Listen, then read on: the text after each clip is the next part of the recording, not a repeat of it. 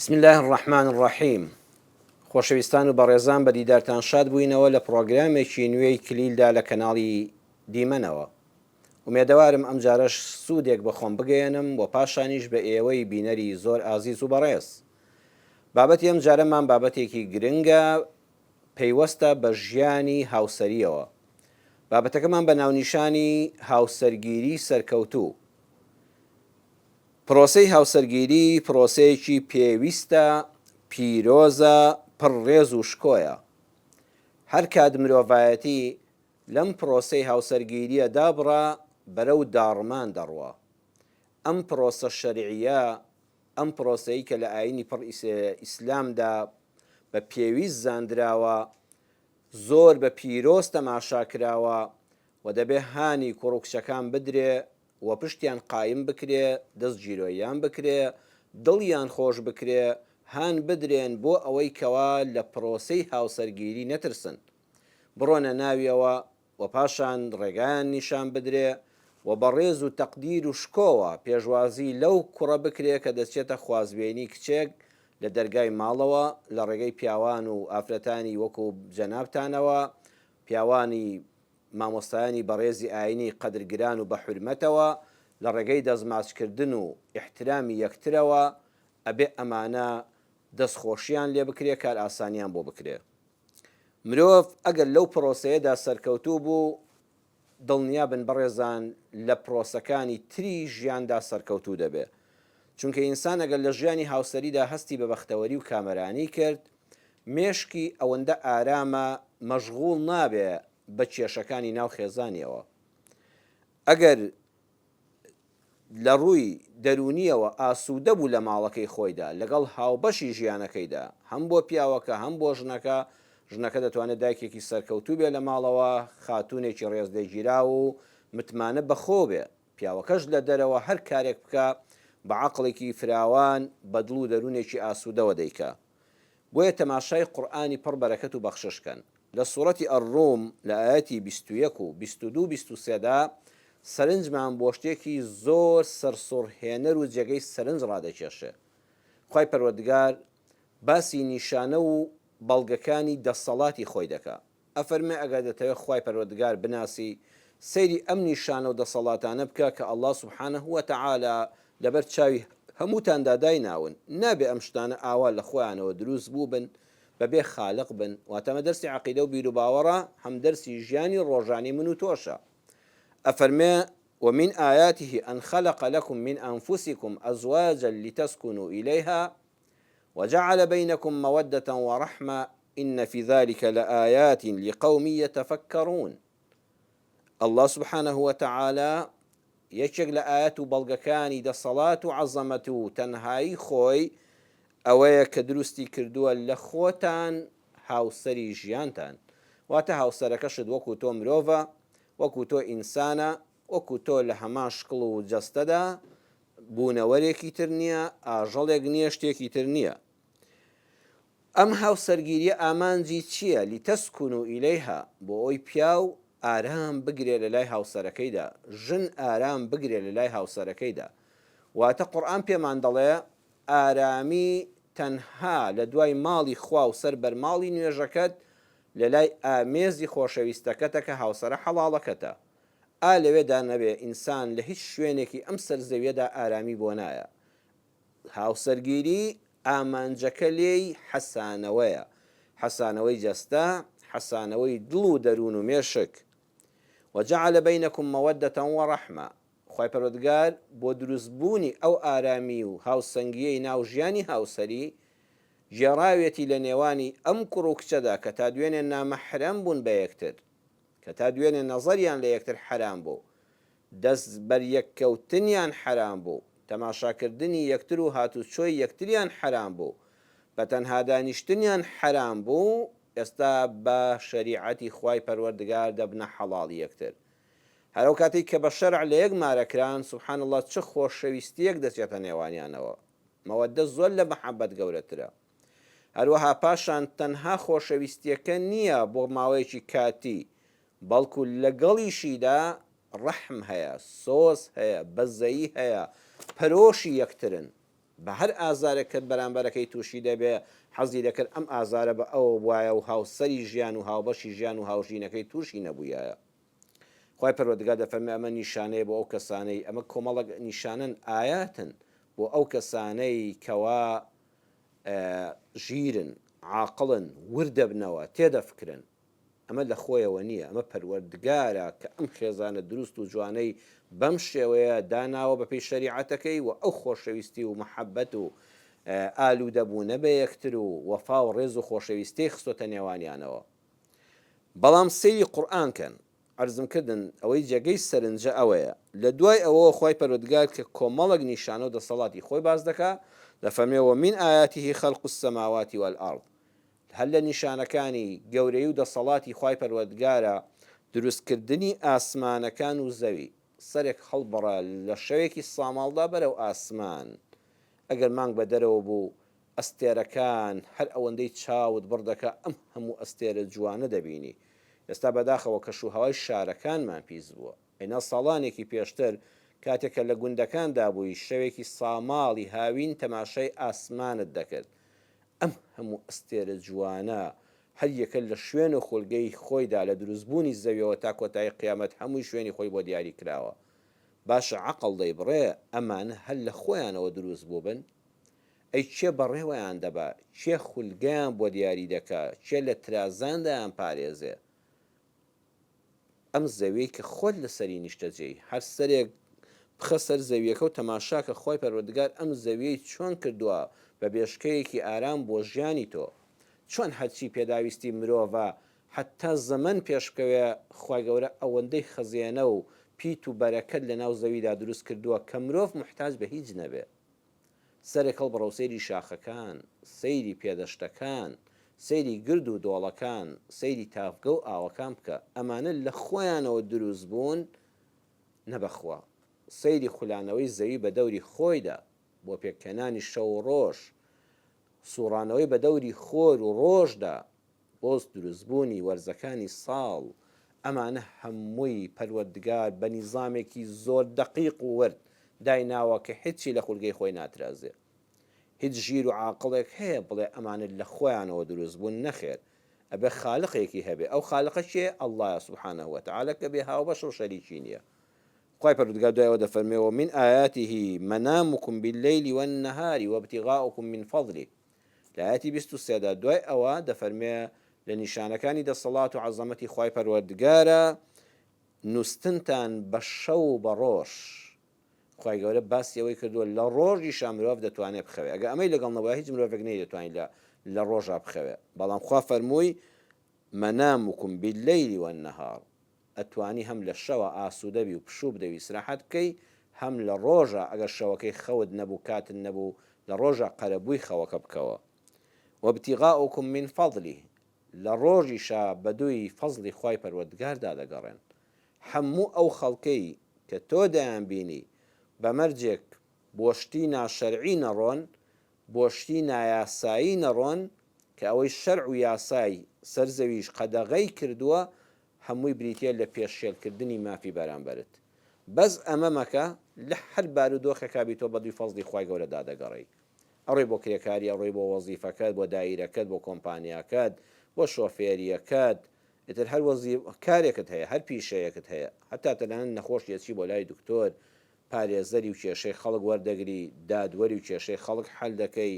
پۆلیس و ئاسایشی و گرفتەکانی بەردەم خەڵک لا دەبەی تاوانباران دەستگیر دەکەی ئەمە هەمووی فەزلی خی پەروەردگارە درێژەی پێ نەدەین. ئەوەی جێگەی سەرنجە و باسەکەی ئێمە ئەوەیە جێگەی سەرنجە خی پەروەردگار لەگەڵ باسی ئاسمانەکان و زەوی لەگەڵ باسی خەوتنی شەو و خەوتنی ڕۆژ کە خەوتن بەڕاستی بابەتێکی زۆر گرنگە بەس بەخوا دەکرێت کە ئەم مرۆڤ بە چۆن خەوی لێ دەکەوێت و لە دنیا بێ ئاگا دەبێ و کاتێککە هەڵدەستێ هەست بە ئیسراحەت دەکا تا تووشی بێخەوی نەبی پەنا بەخوا نازانی قەدر و قیمەتی خەوت چییە. و پاشان ڕۆژگارێک کاتێک کە بە دەڕۆی بەدوی فەزلی خی گەورەدا بەدەستی خاڵی ئێوارە بەدەستی پڕەوە دەگەڕیتەوە بۆ لای خێزانەکەت و ماڵ و منداڵەکەت قەدری مەعیشەت و ژیانی ڕۆژانەی خۆت دەزانی کە لە بێکاری ڕزگارت بووە. ئەمانە هەمووی بەدوویەکە هاتوون بەواوی عاتف یعنی لە عاتفی حروفی عەتفی واو لە هەر شوێنێکا بوو، یعنی ئەم شتە وەکو یەک بە نرخن. نابێ شتێک بڵێ ئەم شتە وەکو ئەوەیە، بڵێ وەڵا ئۆتۆمبیلێک لەگەڵ کلێنسێکە، ئەم دوانە بە دوو یەکە نایەن. نرخی ئەم کلێنسە کە فڕێ دەدرێت لەگەڵ ئەو ئۆتۆمبیلێک کە پێداویستی ژیانی مرۆڤە و بەدەی چەند دەفتەر دۆلارە وەکو یەک نین. بۆیە ئەو شتانەی کە بە دوو یەکا دێن بە واوی عەتف دەبەسترێنەوە بە یەکەوە دەبێت لە وەکو یەک گرنگ بن. وەیە خوای گەورە پێمان دەفەرمەیە ئەو ئەرزوو ئاسمانە چەندە گرنگە، ژیانی هاوسەریش ئەوەندە گرنگە. پشودانی شەو و ڕۆژ، کار و کەسابەتی ڕۆژ چەندە گرنگە، پرۆسەی هاوسەرگیریش ئەوەندە گرنگە. بەڵام ئەوەی جێگەی سەرنجترە ئەوەیە باسی هاوسەرگیریەکەی لە ئاەتەکەدا لە بەئەتی 21 سوورەتی ئەڕووما باس کردووە، ئەمجا لە ئاەتی دووەمدا باسی ئاسمانەکان و زەوی، لە ئاەتی 23دا باسی خەوتنی شەو و ڕۆژ و کار و کەسابەت و گەڕان بە دوی فەزڵی خوای گەورەدا لە ئاەتی 23دا باسی کردووە. پێمان دەڵێ ئەم ئاەتەگەر جوان لیان ورد بیەوە لەم سێ ئاەتە دەرسی ژیان ئەوەیە. پێمان دەڵێ ئاسمانەکان و زەوی، خەوتنت، ئیسراحەت و پشودانت، کار و کەسابەتت ئەو کاتە خۆشە، ئەو کاتە سوود بە تۆ دەگەیەنێ، ئەو کاتە چێژی هەیە کە لەگەڵ هاوسەری ژیانتدا ئارام بی، ژیانێکی خۆشت هەبێ، بە یەکەوە دڵخۆش و شادمان بن. ئەینا بەخوا کاتێک کە ئینسان لەگەڵ هاوسەری ژیانیدا تەبا و پڕ لە خۆشەویستی نەبوو، ناکۆچی هەبوو، نەخەوەکەی ئیسراحەتە، نەکەسابەتەکەی ئاگالەیە و دڵی پێی خۆشە، ناگەر هەموو سەرەتی دنیای دەستکەوێ هەز بەبوون و ئەمڕتاحی دەکا، نە لەزەت لە بینینی ئاسمان دەکا، نە ئەم سەرزەویە بۆ ئەوەی بۆ ئەو دەشتە فراوانێ و سەرزەوی لێ تەنگ دەبێتەوە چونکە ناو ماڵەکەی خۆی تەنگە. بۆیە کاتێککە پێشینانمان دەڵێن نە پێڵاوی تەنگ نە خانەی بەجەنگ، تۆ ئەم سەرزەویە چەندە فراوان بێ، هەمووی فەڕش بێ، کوردواری لە فەرشی کاشان بێ، فەرشی ئاوریشم بێ، هەمووی چیمەن و گژوجیا بێ، بەڕێزان کاتێک کە تۆ پێڵاوەکەی قاچت تەنگ بوو، قاچی گوشی وا ناڕەحەتی کردی، خەریکە پێڵاوی تەنگت لەوە چێ جەنابیشت لە پێ کردی بێ، بزانت چ ئازارێک بە قاچەکانت دەگەیەنێ. ئەم زەویە نەرمە، ئەو فەرشە، ئەو چیمەنە جوانە، ئەو گژوجیایە هیچی سوود بە تۆ ناگەیەنێت، چونکە ئەو پێڵاوەی کە لە قاستی تێدایە زۆر تەنگە، تەنگەبەرێکە ئازاری بە تۆ گەیاندووە. هەموو فراوانی و نەرمی سەرزەوی سوودێک بە تۆ ناگەیەنێ. وەڵاهی کە لە ماڵی خۆشتدا ئاژاوت هەبوو، کێشەت هەبوو، مرتاح نەبووی، لەگەڵ هاوبەشی ژیانتدا ئاسوودە نەبووی، ئەم فراوانی سەرزەویە، ئەو جوانی ئاسمانە، ئەو خۆرە زێڕینە، ئەو مانگە درە و شاوی شەوی چواردا، ئەو ئەستێرانەی کە چراخانی ئاسمانن، ئەو خەوەی کە ئینسان کە دەخەوێ ئیسراحەت دەکاتەوە دەشخەوی چونکە ئاژاوت لە ماڵایە، وڵی خەونی ناخۆش دەبینی. ئەو کار و کەسابەتەی چەند خۆشەکە دەڕووی بەدەستی پڕدەگەڕیتەوانێ و دەستکەوتێکت دەستکەوت و حەز بە چێژەکانی ناکەی. خوا دەفەرمێ هەمووی بەیەکەوە بەندە. چاوتان لێ بەڕێزان قورئان چەند بە وردی بۆ شتەکان دەچێت. جا بۆ ئەوەی کەوا ئەو هاوسەرگیریە ببێتە مایی لیتەسکون و ئیلەیها، مای ئاسوودەیمان، مای ئیسراحەتی ژیانمان، پێویستە چەند خاڵێکی هەبێ، چەند بنەمایەک هەیە بۆ کوڕکچەکانمان، بۆ ئێوەی گەنجان و لاوان. یەکەمیان هەڵبژاردننی دروست بۆ هاوژین و هاوسەری ژیان، دوور لە هەژمونی سۆز و ڕواڵەت گەرایی. ئەو کاتێکەوە هاوسەری ژیانت هەڵدەبژێری، ئەی کوڕی بەڕێز، ئەی کچی بەڕێز، هەوڵ بدە دروست هەڵی بژێری، مەچۆ ژێر عاتیفە و سۆزەوە، تەنها سۆزت بۆی جوڵاوە، تەنها ڕواڵەتی جوانە، تەنها کچێکی شۆخ و شەنگە، کوڕێکی باڵابەرز و هەبووە، بەم ڕواڵەتانە مەخەڵەتێ. چونکە کەلوپەلەکانی دنیا دەتوانی کاتێک کە کڕیت بەدڵن نەبوو کاکە زەرەرێکی مادی دەکەی، یان لێ دووەر ناگرنەوە، یان لێ دووەردەگرنەوە بە زەرەر، یان بە کەسێکی دەفرۆشی دوایی بەنی وە قیمەت، پارەکانیش پڕ دەبنەوە و لەوەش جوانتر دەکڕیەوە. لە پرۆسەی هاوسەرگیریدا کە شکستت هێنا زۆر زەحمەتە وەک خۆل لێبێتەوە. بۆیە بە دووی ڕواڵەت مەکەوە، بە دووی ئەوەی کە تەنها چاوت پێیکەوتەوە حەزت بۆی چوە مەکەوە، ژیرانە بڕیار بدە. خانوویەک کە دروستی دەکەی ئەگە بێت و هەر لە خۆ بە عاتیفەی خۆت دروستیکەی و سەقەتی دەکەی، بەڵام ئەگەر نەخشە سازی بۆ بکرێت بە ئەندازە عەرزەکە دابەش بکرێت، بزانی چ هۆدەیەکی لەسەر دروست دەکەی، چەند نووستنت هەیە،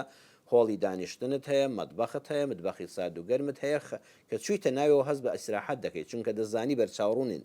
زۆربەی هاوسەرگیری ئێستا کە خەڵک هەست بە ئارامی ناکە لە هەڵبژاردننی هاوسەرەکەەوە غەڵەت بووە. تەنها حەزێکی بۆی چووە، دواتر کە کەفوکڵی دڵیان بە یەکتر دامرد ئەو خۆشەویستێژ نامێنێ باردەکە کاڵ دەبێ، یان ڕواڵەتێکی بینی وەستە بۆ کراو لە دواییدا ئەوە ئەو شادجوانە نییەکەوە بینیوێتی، ئەو ڕوخسارە نییەکە بینیوێتی، ئەم کوڕە هەر سەرەت و سامانی باوکی خۆی پێوە ڕاداوە، ئێستا خۆخاوەنی هیچ نییە، هیچ سنعاتێکی نییە، هیچ فەنێکی نییە، هیچ هوەرێک و دەزڕنگینێکی نییە، منداڵەکانی خۆی پێ بەخێو ناکرێت، ئەو خێزانە بەرە و هەرەز دەڕوە. خاڵی دووەم نزیکی ئاستی کۆمەڵایەتی، زانستی، ئابووری، کولتوری هەردوو هاوسەر، چونکە ئەمانە کاریگەری ڕاستەو خۆیان هەیە لەسەر تەبابوون و گونجان. زۆر زەرورە ئینسان دەکرێت ئەمانە لە یەکیش نزیک نەبن و هاوسەرگیریش سەرکەوتوو بێ، بەڵام ئەمە تاکن قاعیدەش بە شاس هەڵ ناوەشێتەوە، بەڵام بەش شێوازە گشتەکەی دەڵێم حتا بۆت بکرێت لە ڕووی تەمەنەوە لە یەک نزیک بن باشە. لە ڕووی زانستەوە کەسێک شەهادەی باڵای هەیە، کەسێک شەهادەیەکی سەرەتایی هەیە، دوو ئاستی زانستی لە یەک جیاوازن، لە زانستیەکەیە لە بڕوان ئامەدا لە یەک نزیک بن باشە. لە بواری ئابووریدا کەسێک کچێک لە ماڵی باوکیدا لە ژیانی خۆیدا دەستی بە گیرفانی خاڵیدا نەکردووە، دەستی بە ناو دزدان و جانتای خاڵیدا نەکردو، هەر ئاوای کردو دۆلاری دەرێناوە. کوڕێکیش لە هەموو تەمەنیا باوکیش و باپیریشی فەقیرە دۆلاری نەدیوە، هەر 1000 دیناری و 500 و 10,000 25 کەم دیوە. بەخوا ئەم دوانە ناڵم ئیدارە ناکەن بە یەکەوە، بەڵام زەحمەتە با باری ئابووری لە یەکەوە نزیک بێ، بواری کللتوری، ڕەوشت و ئەخلاقی ئەم خێزانە، داخراوی و کرانەوەیان لەگەڵ خێزانی چکەدا کە دابوو نەروتێکی تریان هەیە. بۆیە وا چاکە تەنانەت هاوسەرت هی شارەکەی خۆت بێ بەخوا باشترە، هی گەڕەکەکەت بێ لە ماڵی خەزورن نزیک بێ، زۆر ئیسراحەتتری لەوەی لە ژینگەیەکەوە هاتبێ، لە وڵاتێکی ترەوە هاتبێ، لە شارێکی ترەوە هاتبێ، لە کللتورێکی ترەوە هاتبێ. بۆیە هەتا لە یەک نزیک بن کاریگەری ڕاستە و خۆیان هەیە لەسەر تەبابوون و گونجانی ئەو کوڕکچەی کە دەبنە هاوسەری ژیانی یەکتر. سێم بایەخدان بە یەکتری. ئەگەر دەتەوێت ژیانی هاوسەریت بەختەوەر بێ زۆر گرنگی بە یەکتر بدەن. بایەخدان بە یەکتری بەنسبەت ژن و مێردەوە جیاوازی هەیە. زانایانی دەروونناس دەڵێن لای ژن پلەبەندی بەم شێوەیە، ژن یەکەم جار چی دەوێت؟ خۆشەویستی دەوێت لە مێردەکەی، خۆشەویستی، تێگەیشتن، بایەخپێدان، ڕێز، پێزانین، قبوڵکردن، متمانە. ئەمە ڕیزبەندێکەیە. بۆ نمونە ژنێک پیاوەکەی چەندە ڕێزی لێ بگرێ، چەندە بە حرمەتەوە سەیریکە، ئەگەر ژنەکە هەز نەکا پیاوەکەی خۆشی دەوێت ئەو ڕێزەی ناوێ. لەوەچی ئەم ژنە لە لای ئەم پیاوە لە لای مێردەکەی لە ماڵی باوکی زۆر زیاتر ڕێزی لێ بژیرێ، بەڵام کاتێک کە لە دڵەوە هەز ناکا مێردەکەی خۆشی دەوێت بەم ڕێزە مرتاح نییە. یەکەم جار ژن لە پیاوەکەی خۆشەویستی دەوێت، ئەوێ بە زمان پێی بڵێ بە کردار نیشانیدا کە تۆ چەند لای من خۆشەویستی. ئەمجا پاشان تێی بگا، زۆر جارژن کە داوای شتێک دەکا مەبەستیەوە نیە بۆی بکڕی، دەوێت تێی بگا یا بزانە بەلامەوە گرنگی تێم دەگەی گوێم لێ دەگری. ئەمجا بایەخپێدان، ئەمجا ڕێزگرتن، پاشان پێزانین، پێی بزانێت کە ئەم ژنە چەند ماندوو بۆ لەبەر خاتری ئەو خواردنی ئامادە کردو، ماڵی خاوێن کردوێتەوە، منداڵی بەخێو کردووە، بۆ خەسوو خەزوری باوکو دایکی کوڕەکە باش بووە، حرمەتی خوشک و برای گرتووە. ئەمجا قبوڵی بەکە خۆی چۆنە، ئەوهای پێخۆشە. ژن داوای ئەوە لە پیاوەکەی دەکە، ئەمە لە قۆناغی شەشەمە، قبوڵت بێت کە من خۆم چۆنم بەو شێوەیە بم، تەمسیلت بۆ نەکەم. پاشان متمانەی پێ بکات، دڵی لێ پیس نەبێ، بچنێ بە هەر لایەکە متمانەی تەواوی پێ بێ کە ژنەکەی چەند پاک و خاوێن و بێخیانەتە. بەڵام ئەگەر ژنێک هەستی کرد پیاوەکەی زۆر ڕێزی لێ دەگرێ، زۆر احترامی دەگرێ، زۆر قبوڵیەتی وەکو خۆی، ڕوخساری قبوڵە، جەستەی قبوڵە، هەموو لەشی قبوڵە، متمانەی پێیەتی، بۆ هەر شوێنێک بڕوە تەلەفۆنێکی ژنەکە متمانەی پێیەتی پیاوەکەی، دەزانێ ئەمانەی گرفتی نییە. بەڵام ئەگەر لە دڵەوە هەستی کرد پیاوەکەی خۆشی ناوێ، ناتوانێت لەگەڵ ئەو پیاوەدا ژیان بەسەر بەرێت، کەواتە خۆشەویستی بۆ ژن لە پێش هەموو خاڵەکانەوە، خاڵەکانی تریش گرنگن. بەڵام بەلای پیاوانەوە پیاوانە، پیاو یەکەم جار پێزانین، دوای ئەوە ڕێز، ئەمجا تێگەیشتن، دواتر خۆشەویستی، ئەمجا قبوڵکردن، متمانە، بایەخپێدان. یعنی ئەگەر ژنێک هەبوو پیاوەکەی خۆی زۆر خۆش دەویست، پیاوەکەی خۆی زۆر زۆر خۆش دەوێت، بەڵام پێزانینی نییە. ئەم پیاوە هەر کاتێ شتێک دێنێتەوە ماڵەوە دیارێکی بۆ خێزانی کڕیوە، کەلوپەلێکی ماڵی کڕیوە، شتێکی بۆ منداڵەکان هێناوەتەوە، بابەتێکی ماڵی گۆڕیوە، خانوێکی دروست کردووە کە هەستی کرد ژنەکەی پێنەزانە، ناڵی یاڕەبی دەستت خۆش بێ، یەخوا ڕستقت زیاد کە خوا بەرەکەت بخاتە ماڵمانەوە، خوا تۆمان بۆ بێڵێ، بەخوا ماندوو دەبی پێمانەوەی شەڵا پاداشت لای خوایە، یاڕەبی دەستەکانت خۆش بێ. ئەم پێزانینەی نەبوو. ئەم ژنە خۆ پیاوەکەی خۆی زۆر زۆر خۆش دەوێت، بەس ئەم پێزانینەی نییە، نازانە دەری ببڕێ و پاشان ڕێزی لێ ناگرێ. یعنی پیاوەکە حەز دەکا ئەم ژنە هەل لە دەرەوە هەموو عالم ڕێزی لێ دەگرێت، کەچی ژنەکەی خۆی ڕێزی لێ ناگرێ یان تێی ناگە کە چی دەوێ. جا ئەم ژنە بە هەل لە دڵەوە سوتاوی پیاوەکەی بێ، بڕاتان هەبێ جاری وایە ئەو دوانە لە یەکجیا دەبنەوە، چەندە یەکتریان خۆش دەوێت، چونکە لای پیاوەکە هەر خۆشەویستی شەر نییە، یەکەم جار پێزانین شەرتە لای پیاو. وی ئافرەتان ئاگاداری ئەم خاڵە بن، یەکەم جار پێزانین، ئەمجا ڕێزگرتنی، پاشان تێگەیشتنی، پاشان خۆشەویستی، ئەمجا قبوڵی بێ، بەراوردی نەکا بە پیاوانی تر. دوای خۆشەویستەکەی ئەمجا قبوڵی بێ، وەکو خۆتم قبوڵی، بەراوردی مەکە بڵێ براکە دوایە و براکەم وایە و ئامۆزاکەت و میوانەکەت و ئەوانە، ئەمجا متمانەی پێ بێ دڵپیز نەبێ، ئەمجا بایەخی پێبدا، بایەغدان بە جلو بەرگی، بە خواردنی، بە لوتی، بە چاوی، بە بۆنی، بە هەموو شتێکی. ئەگەر ئەم خاڵانە ئاوا گرنگی بە یەکتر درا، هاوسەرگیریەکی سەرکەوتوو دەبێت. بابەتێکی گرنگە دوای ئەم ناوبڕە کورتە دێنەوە دیدارتان ئینشاءالله تعالى. بسم الله الرحمن الرحیم. دووبارە سڵاوی خوای پەروەردگارتان لێبێ، بینەرانی زۆر بەڕێز و ئازیز. سێ خاڵمان باس کرد لە بنەماکانی هاوسەرگیری سەرکەوتوو، دەگەینە خاڵی چوارەم. لە خاڵی چوارەمدا بۆ ئەوی ژن و مێردێک بەختەوەر بن، هەست بە ئارامی بکەن لە لای یەکتر، وەکو هاوژینێک، وەکو خۆشەویستێک، وەکو ڕێزدارێک لە لای یەکتر، بریتە لەوەی لە ڕوبەڕووبوونەوەی فشارەکانی ژیاندا هەوڵ بدەن لە چوارچێوەی خێزانەکەی خۆیان دەرنەچێت. کاتێک کوڕ و کچێک بە یەک دەگەن لە سەرەتای هاوسەرگیری، بڕواتان هەبێ بەڕێزان دوای چەند منداڵیش تا تەمەنێکی زۆریش ئەم دوانە دوو کەسی جیاوازن. ئێمە گرفتەکانمان لەوەدایە ژن و پیاودایانەوێ، پیاوەکە دەوێت ژنەکەی خۆی بێ، ینی وەکو خۆی چۆن بیر دەکاتەوە، چۆن تێڕوانینی هەیە، چۆن هەست و سۆزی هەیە، ئاوا بێ ژنەکە. ژنەکەش وا دەزانێت دەبێت ئەم چۆنی حەز لێ بێت، چۆن تێڕوانینی بۆ ژیان هەبێ، چۆن سەیری گرفتەکان دەکات، چۆن سەیری پەیوەندیەکان دەکات، چۆن سەیری بایەخ پێدانەکان دەکات، ئەبێ پیاوەکەشی لەسەر حەز و ئارەزووی ئەو بێ. جاریوا هەر لە دڵی خوا دەقڵێ، ئەڵە بۆ پیاو بۆ واناکە، بابە ئەو پیاوە کچەکەم ئەوە تۆنی، ئەوە جیهانێکی ترە، جیهانی پیاو، دروستکراوی پیاو، دروستکراوی ژن، خوای گەورە بە حەکیمی و کاربەجێی خۆی هەر یەکە شتێکی دروست کردوون. نابێ ئەم دوانە ئێستاوی کە داوای یەکسانی ژن و پیاو دەکەن بیرێکی زۆر زۆر هەڵەیە. باشە تۆ لەشت وەکو یەکە، ڕوخسارت وەکو یەکە، دەنگت وەکو یەکە،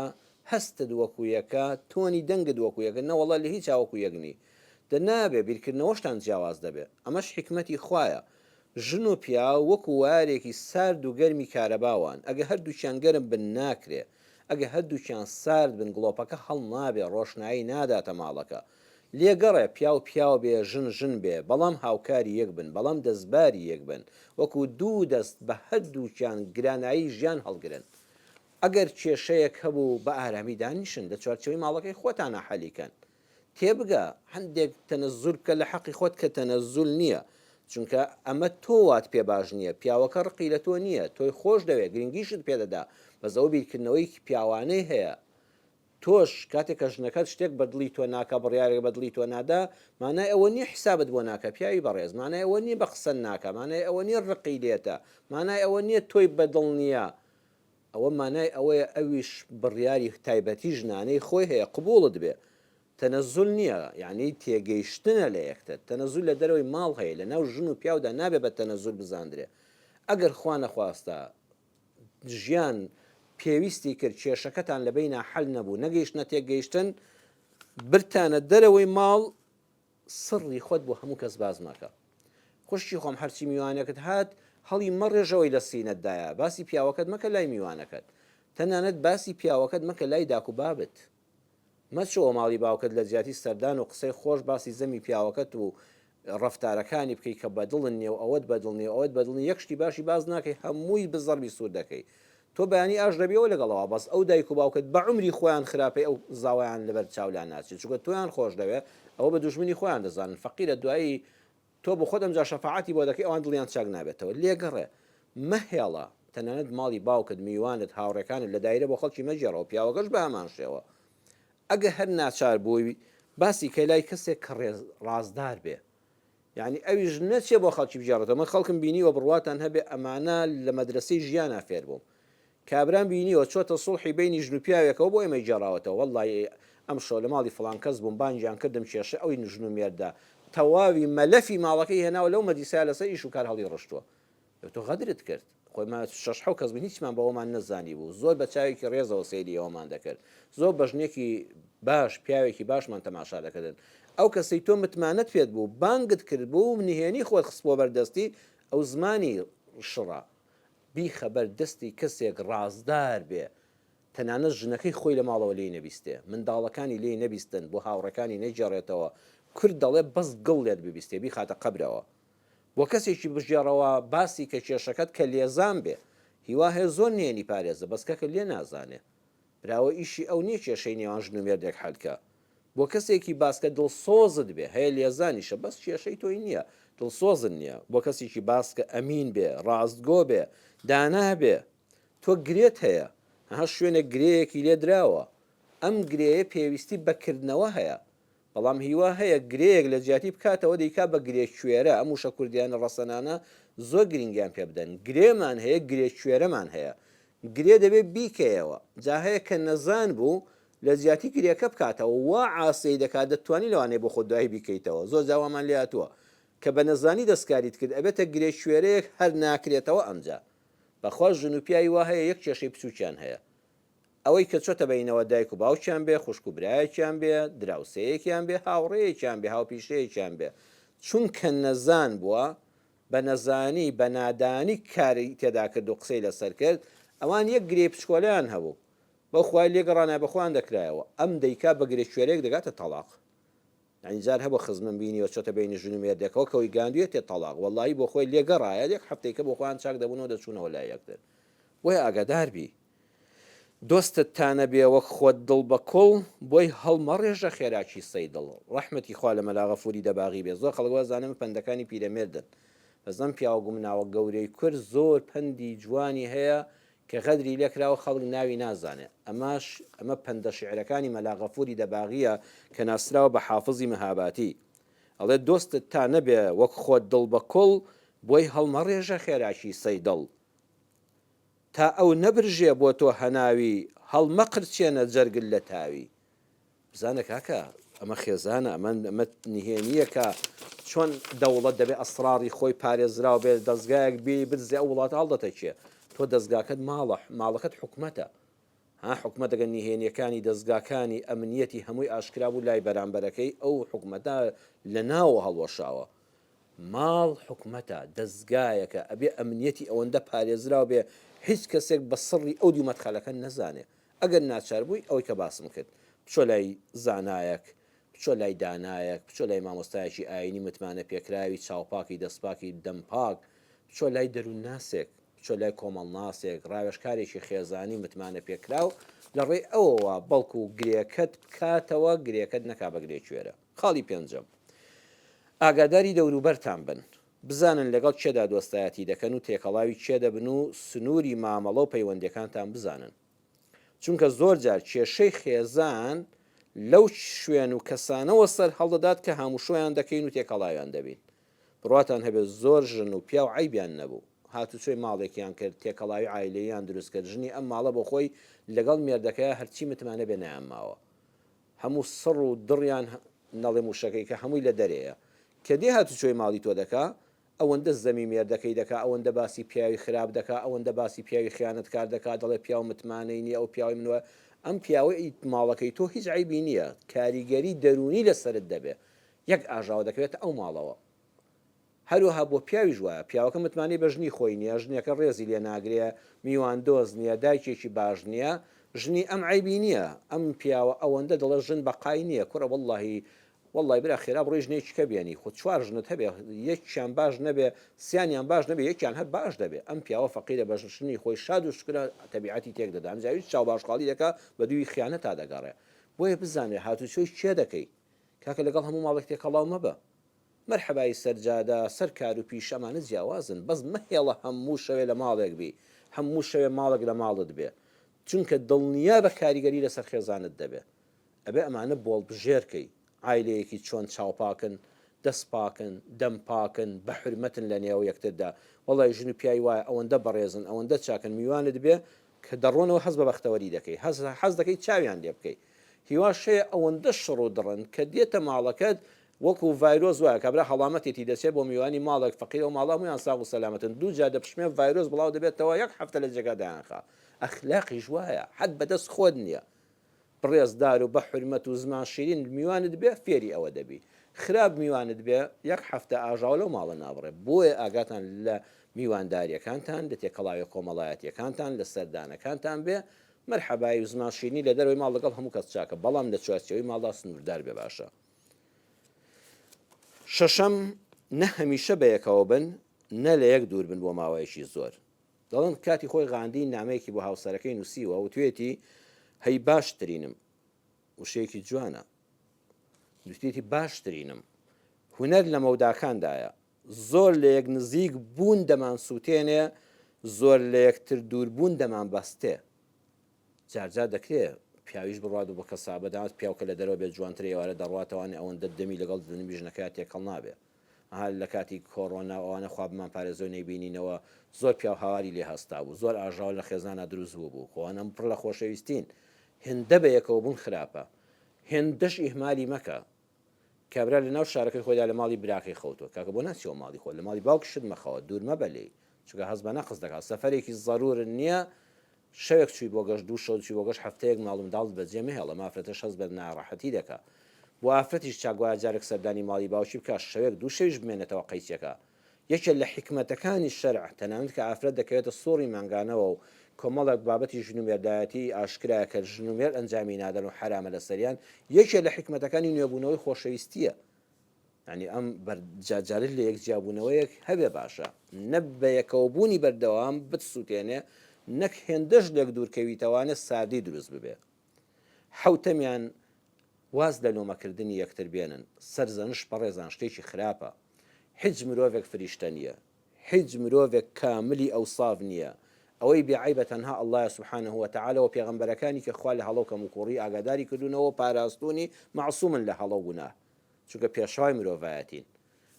بەڵام باقی تر ئێمە بەخوا نە پێغەمبەرین نە فریشتەین نە مەلایکەتین کاکە هیچ مرۆڤین تووڕەبوونمان هەیە عەسەب بوونمان هەیە برسی بوونمان هەیە تین و بوونمان هەیە ماندوو بوونمان هەیە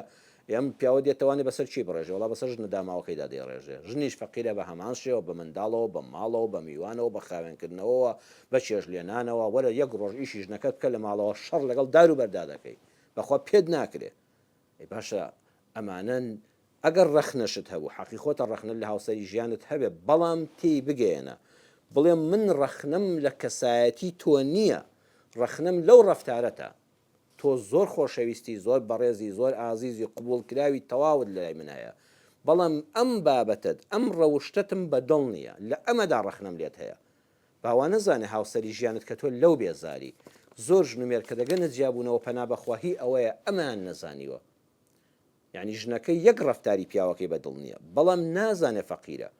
هێندە دەبۆڵێنەوە ئەوانە ئەم پیاواتێ دەگا کە ئەمی قبول نییە بەخوا قبوڵیەتی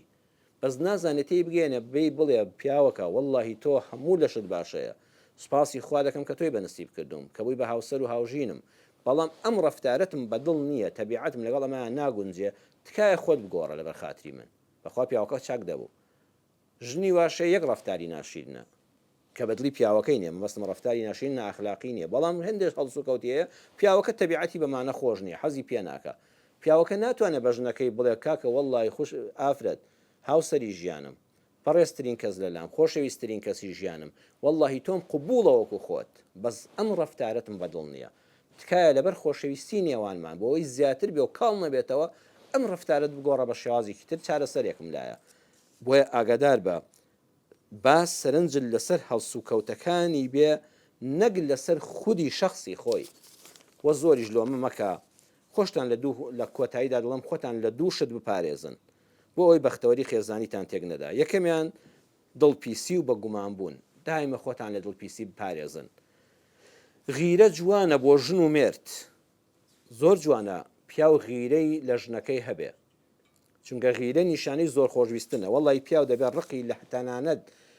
کاتی خۆی 20 ساڵ لەوە بەر پیاوێک هاتبێتە خوازبێنی ئەم خێزانەی ئێستا بە ڕقی لەو پیاوە بێ، ئەمە نیشانی دڵپیسینی، ئەمە غیرەیە. ئیمامی عەلی کاتی خۆی شعرەکە با لەبەر بەرنامەکە درێژینەکەمەوە سیواکی دەکرد فاخات و فاتیمە، فەرمووی یعنی غیرەی خۆی دەدۆڕی، فەرمووی ئەی سیواک دارێکی بێگیان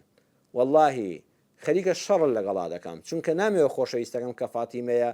تەنانەت ئەو دارە ڕقەش بەر لێوەکانی بکەوێ، بەر پووکەکانی بکەوێ، بەر دانە جوانەکانی بکەوێ. ئەمە غیرە دەربڕینە. چەند لو كنت من أهل القتال قتلتك ما فاز بثغرها يا سواك سواك. بەخوا گەر شەڕ لەگەڵا بکرایە و گیاندار بوویتە و مرۆڤ بوویتە شەڕم لەگەڵ دەکردی، بەڵام غەیری تۆ ئەی داری سیواک هیچ کەسێکی تر هیچ زیندەوەرێکی تر مافی ئەوەی نییە کە بەلدەم و لێ و دان و پووکەکانی هاوسەرەکەم کەوێ خۆشەویستەکەم کەوێ. بەڵام ئەمە ئەگە تێپەڕی وەکو خوێی چێش زیادی کرد و سوێر بوو بە دڵپیسی ژیانی هاوسەری بەداخەوە هەڵدەتەچێ. خاڵی دووەم لە کاتی نەبوونی و دەستکوتیدا کە تاقیکردنەوەی خوایە با ژن و مێرد ئارام بگرن، لەزەت لەو کەم دەستیان وەرگرن. کاگە خوا کەمێکی داو بە چێژەوەی بیخۆ، وەڵا نیسکێنە بخۆی نان و ماس بخۆی دەتوانی چێژی لێ وەرگری، ئەگەر بە ئاژاوی خێزانی قەل لەبەر دەم تابێ بە برنجی کوردەوە بەخواوە ئازانی زەهرت خواردووە. ئەو کەمەی کە هەتانە چێژی لێ وەرگرن شکرانەی خوای لەسەر بکەن، هەوڵیش بدەن بە حەڵالی خوش زیادی دەکا. خوشکی بەڕێز بە تایبەتی لە کاتی نەبوونی مێردەکەتدا بۆڵەبۆڵی بە سەلامەکە، مادەم درێخی ناکات تەمبەڵ و تەوەزلدا نەنیشتۆ بندیوار نییە، حەزی بە کار و کەسابەتە ڕستقەکەش ئەوەندەیە بازاڕەکە وایە زروف و زەمانەکە و کەسابەتەکە وایە ئەوەی هێنایەوە بە زۆری تەماشاکە، بە بێنرخی لێ وەرمەگرە، دەستخۆشی لێ بکە، قەدری بگرە.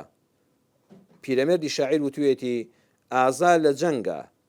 خوێش بە زەبوونی دۆست بە تنگانە ژن بە نەبوونی. ئەمانە بە ئەوە تاقی دەبنەوە. ئازا لە جەنگا دەرەکەوێنا لەبەر سپلیت و لە بەدیات تەلەڤیزۆنەوە کابرا باسی جەنگ دەکا و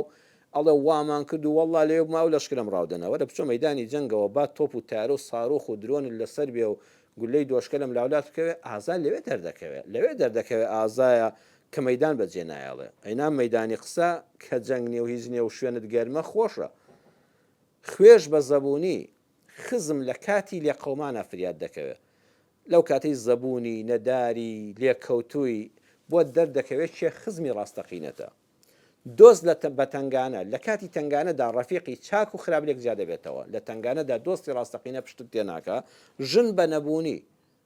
ژنێک کە بەڕاستی تۆی خۆش بوێ کە بەڕاستی تۆی بوێ لە نەبوونیدا بۆڵەبۆڵت بەسەرا ناکە، داواکاری خۆی دەکات لە حەدی معقولاژ تەبیعەتی ژنان وایە، بەڵام مێردەکەی ناڕەحەت ناکە، هانی نادا بۆ حرام خواردن، هانی نادا بۆ پەلەقاژەی زیاد، هانی نادا بۆ ژیان تاڵبوون. ئەوەی کە دەیهێنێتەوە بە حرمەتەوە بە زۆر لێ وەردەگرێ و دوعای خێری بۆ دەکا. داواکارم لە خوای پەروەردگار ماڵەکانمان پڕ خێر و بەرەکەت کە، ژیانی هاوسەری هەموو لایەکمان پڕ خێرکە، لە کەم و کوڕیەکانمان خۆش بێ یەکەم بۆ خۆی و دڵمان گەورەکە بەرامبەر بە یەکتر، و ئەو کوڕ و کچانش کە تا ئێستا نەچوونە پرۆسی هاوسەرگیریەوە خوای گەورە کاریان بۆ ئاسانکە، هاوسەری حەڵاڵیان بەنسیب بکە، هاوسەری باشیان بەنسیب بکە، لە پرۆسی هاوسەرگیریدا سەرکەوتوو بن و خوای گەورە لە هەموو پرۆسەکانی تری ژیاندا هەموو لایەکمان شاد و سەرکەوتوو و سەربەرزکە لەگەڵ ئێوەی ئازیژدا. تا ئەڵقەی داهاتوو بە خوای پەروەردگارتان دەسپێرم. والسلام عليكم ورحمة الله وبركاته.